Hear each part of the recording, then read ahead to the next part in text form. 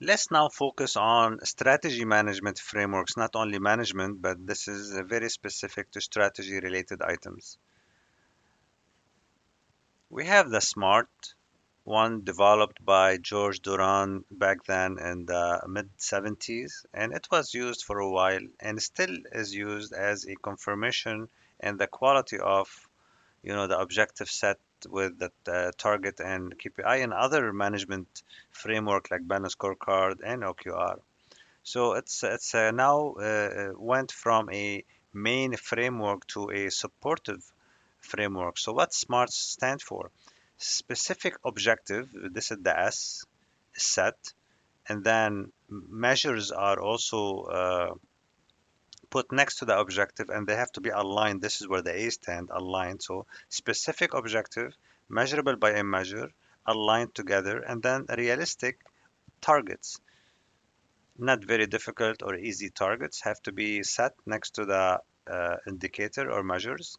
And also they have to be time based, time bound. So every quarter you have a target or every month. So this is the meaning of SMART, specific, measurable, aligned, realistic, time based, and developed by George Duran. Different one, and it was not for the whole strategy, but is really focusing on the measurement side, is the KPI. So here the K stands for key. So the most important performance indicators are flagged and tracked ongoing. So this one is still used in addition to using another framework. So KPIs now is big part, for example, of Balanced Scorecard.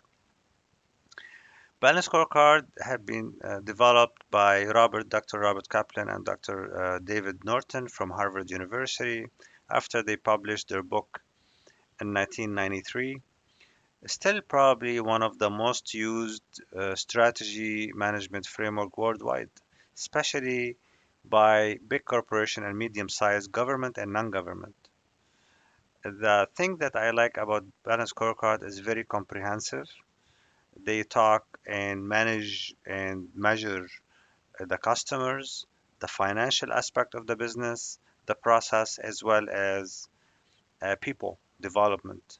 So as you can see here, it's not focusing only on the outcome like OQR. It's much more comprehensive and systematic. And we have a scorecard, and it's kind of uh, set at the beginning of the year and then later on track throughout the year from January to December usually.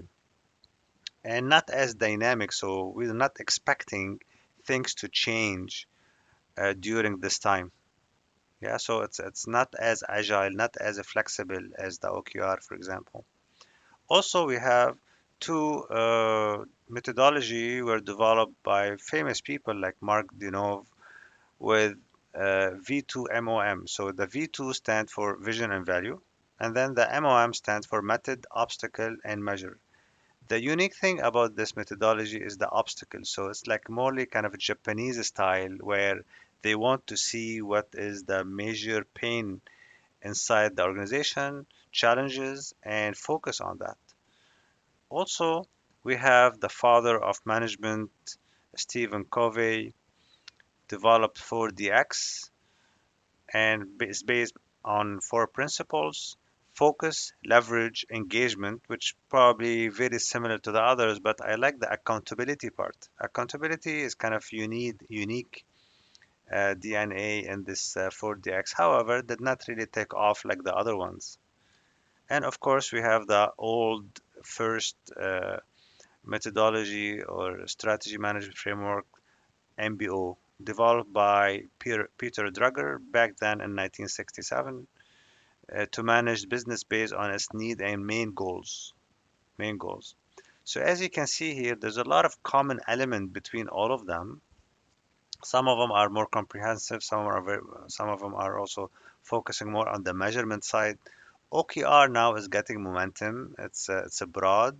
However, the focus is not like Balanced Scorecard on many things. The focus only on the outcome, the key results. Give me what's need to be done, and let's focus on that. So we'll talk more about OKRs in the next few slides.